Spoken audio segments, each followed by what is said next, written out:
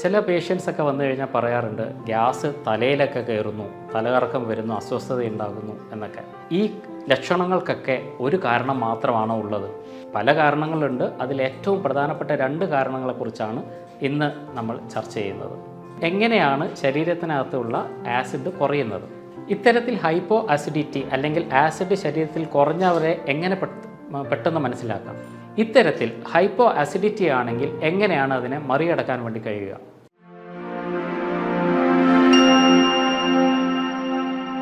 Hi, ഞാൻ doctor Shimji, CMO Prakriti Saukhyam, Kanhangad.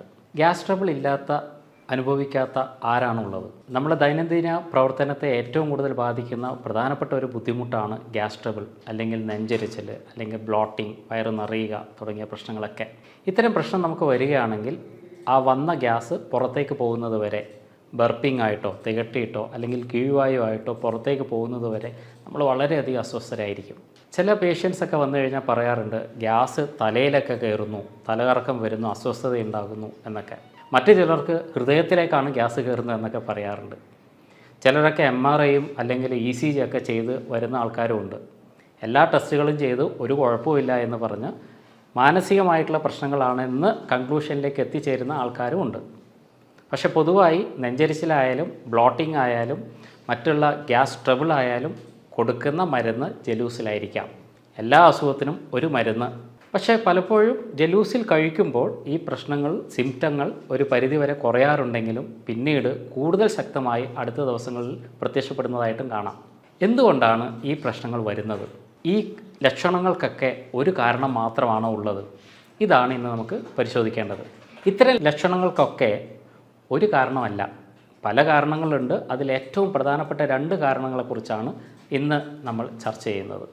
അതിലേറ്റവും ആദ്യത്തേത് ഹൈപ്പോ ആസിഡിറ്റി. എന്ത് പ്രശ്നം വന്നാലും നമ്മൾ പറയുക ആസിഡ് കൂടി, ആസിഡിറ്റി ഉണ്ട് എന്നാണ്. പക്ഷേ പല ലക്ഷണങ്ങളും ഒരുപക്ഷെ ശരീരത്തിനകത്തുള്ള ആസിഡിൻ്റെ അളവ് കുറയുന്നത് കൊണ്ടായിരിക്കാം. എങ്ങനെയാണ് ശരീരത്തിനകത്തുള്ള ആസിഡ് കുറയുന്നത്? നമ്മുടെ ശരീരത്തിൽ ആസിഡ് ഉണ്ടാക്കുന്നത് പെരൈറ്റൽ സെൽസ് എന്ന് പറയുന്ന സെല്ലിലാണ്. ഈ പെരൈറ്റൽ സെൽസിന് ഏതെങ്കിലും തരത്തിലുള്ള ഇൻഫ്ലമേഷൻ വരികയാണെങ്കിൽ ആസിഡിൻ്റെ സെക്രീഷൻ ഉണ്ടാകില്ല. ഇത്തരത്തിൽ ആസിഡിൻ്റെ നിർമ്മാണം തടസ്സപ്പെടുത്തുമ്പോഴാണ് പലപ്പോഴും പലർക്കും ഈ പറയുന്ന അസ്വസ്ഥതകൾ ഉണ്ടാകാറുള്ളത്. എന്തുകൊണ്ടാണ് ഇത്തരം പെരൈറ്റൽ സെൽ ഡാമേജ് അല്ലെങ്കിൽ ബ്ലോക്കേജ് ഉണ്ടാകുന്നത്? ശരിയായ ഒരു കാഴ്ചപ്പാട് അതിൽ വരുന്നത് എച്ച് പൈലോറി എന്ന് പറയുന്ന ബാക്ടീരിയയുടെ അളവ് വരുന്ന വ്യത്യാസമാണ്. എച്ച് പൈലോറി ശരീരത്തിനകത്തുള്ള ആസിഡിൻ്റെ അളവ് കുറക്കാനും സഹായിക്കുന്ന ഒരു കാര്യമാണ്. ഇത് മുൻപേ തന്നെ ഹെൽത്ത് മേഖലയിൽ ചർച്ച ചെയ്യപ്പെട്ടുകൊണ്ടിരിക്കുന്ന ഒരു വസ്തുതയുമാണ്. റീസെൻ്റായിട്ട് നമ്മൾ മനസ്സിലാക്കിയ വേറൊരു കാര്യം കൂടിയുണ്ട്. പലപ്പോഴും ഹൈപ്പോ ആസിഡിറ്റി അല്ലെങ്കിൽ ആസിഡ് കുറയുക എന്ന് പറയുന്ന കണ്ടീഷൻ അസോസിയേറ്റ് ചെയ്ത് വരുന്നത് തൈറോയ്ഡ് ആൻറ്റിബോഡിയുമായിട്ടാണ്. ശരീരത്തിൽ തൈറോയ്ഡ് ആൻറ്റിബോഡി റിയാക്ഷൻ ഉള്ളവർക്ക് ഹൈപ്പോ ആസിഡിറ്റി അല്ലെങ്കിൽ ആസിഡിൻ്റെ സെക്രീഷൻ കുറഞ്ഞു വരുന്നതായിട്ട് ക്ലിനിക്കൽ റിസർച്ചസിൽ വ്യക്തമായിട്ടുണ്ട്. അപ്പോൾ ശരീരത്തിനകത്ത് വരുന്ന ആൻറ്റിബോഡീസ്, തൈറോയ്ഡ് ആൻറ്റിബോഡീസ് കൊണ്ടും ശരീരത്തിനകത്തുള്ള ഹൈഡ്രോക്ലോറിക് ആസിഡിൻ്റെ അളവ് കുറയാം.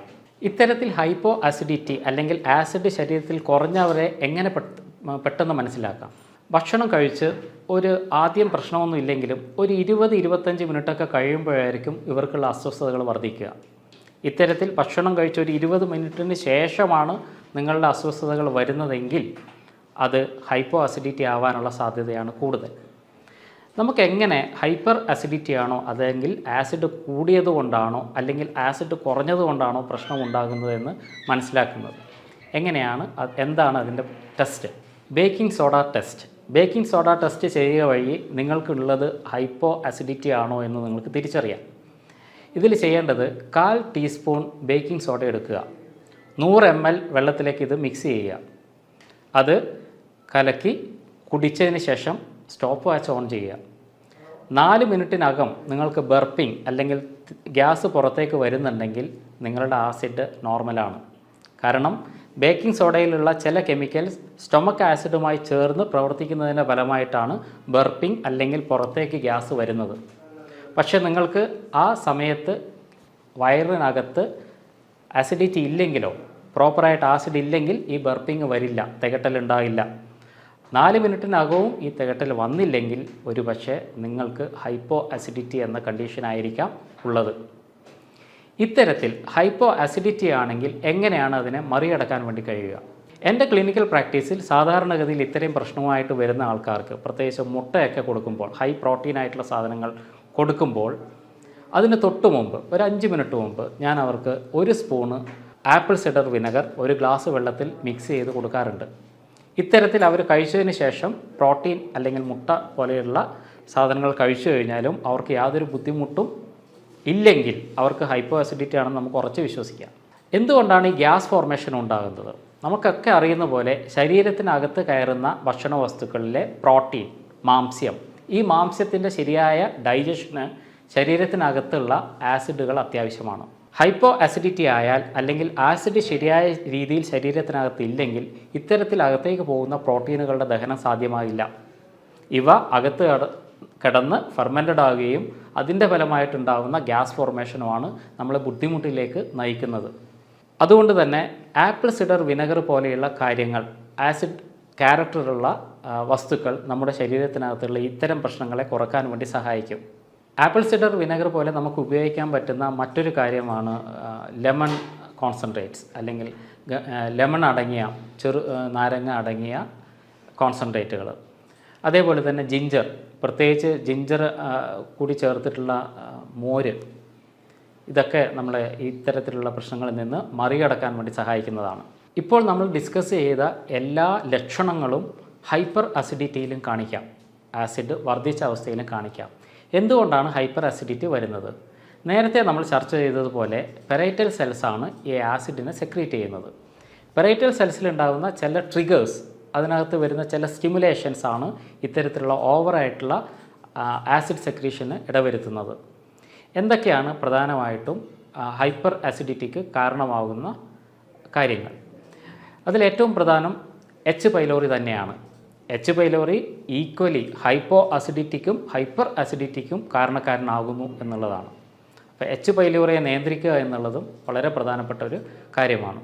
ഇതേപോലെ തന്നെ കോർട്ടിസോൾ അല്ലെങ്കിൽ സ്ട്രെസ് ഹോർമോൺസ്, കോർട്ടിസോൾ പോലെയുള്ള സ്ട്രെസ് ഹോർമോൺസുകളും നമ്മുടെ ഹൈപ്പർ സെക്രീഷന് സാധ്യത ഉണ്ടാക്കുന്നു. അതുകൊണ്ട് ഹൈപ്പർ അസിഡിറ്റി ഉള്ളവർ സ്ട്രെസ് മാനേജ്മെൻറ്റ് ചെയ്യേണ്ടതും വളരെ വളരെ അത്യാവശ്യമുള്ള കാര്യം തന്നെയാണ്. ഇനി നിങ്ങൾക്ക് വന്നത് ഹൈപ്പർ അസിഡിറ്റി കൊണ്ടുള്ള പ്രശ്നങ്ങളാണെങ്കിൽ എങ്ങനെ അതിനെ മറികടക്കാം? എച്ച് പൈലോറിയെ നിയന്ത്രിക്കാനുള്ള ഏറ്റവും നല്ല മാർഗ്ഗങ്ങളിലൊന്ന് ബ്ലാക്ക് ക്യുമിൻ സീഡ്സ് അല്ലെങ്കിൽ കരിഞ്ജീരകമാണ്. കരിഞ്ജീരകം 1-2 സ്പൂണ് പൊടിച്ച് അതിനകത്ത് തേനിൽ ചാലിച്ച് കഴിക്കുന്നത്, 2 നേരമായി കഴിക്കുന്നത് എച്ച് പൈലോറിയെ നിയന്ത്രിക്കാൻ വളരെയധികം സഹായിക്കുന്നതാണ്. പ്രോബയോട്ടിക്സ് അടങ്ങിയ ഭക്ഷണങ്ങൾ കഴിക്കുക എന്നുള്ളതും ഇതിന് നല്ലൊരു പ്രതിവിധിയാണ്. അതേപോലെ തന്നെ നന്നാറി വേര് ചതച്ചിട്ട് തിളപ്പിക്കുന്ന വെള്ളം കുടിക്കാനായി ഉപയോഗിക്കുക. 1-2 ലിറ്റർ വെള്ളം തിളപ്പിച്ച് വെച്ച് നന്നാറി വെള്ളം കുടിച്ചുകൊണ്ടിരിക്കുന്നതും ഹൈപ്പർ അസിഡിറ്റിയെ കുറക്കാൻ വേണ്ടി വളരെയധികം സഹായിക്കുന്നതാണ്. ഈ സിംറ്റംസ് അല്ലാതെ തന്നെ ഹെമറ്റോളജിക്കലി രക്തത്തിൽ വരുന്ന വ്യത്യാസങ്ങളും പഠനവിധേയമാക്കാറുണ്ട്. CBC പോലെയുള്ള ജനറലായിട്ട് ചെയ്യുന്ന ടെസ്റ്റുകൾ, അല്ലെങ്കിൽ എൻഡോസ്കോപ്പി പോലെയുള്ള കാര്യങ്ങൾ, എച്ച് പൈലോറിയുടെ പ്രസൻസ് കണ്ടുപിടിക്കാനുള്ള എക്സാമിനേഷൻസ്, ഇതെല്ലാം കൂടിച്ചേർന്ന് കൃത്യമായ രീതിയിലുള്ള ഒരു ഡയഗ്നോസിസിൽ എത്തിച്ചേർന്ന് എന്ത് അസുഖമാണോ നിങ്ങൾക്കുള്ളത്, എവിടെയാണോ അത് ബാധിച്ചിട്ടുള്ളത്, അതിനനുസരിച്ച രീതിയിലേക്കുള്ള ചിട്ടകളും ക്രമീകരണങ്ങളും ഭക്ഷണ രീതിയിലായാലും ജീവിതചര്യയിലായാലും നടത്തുക എന്നുള്ളതാണ് ഏറ്റവും പ്രധാനമായി നമ്മൾ ചെയ്യേണ്ടിയിരിക്കുന്നത്.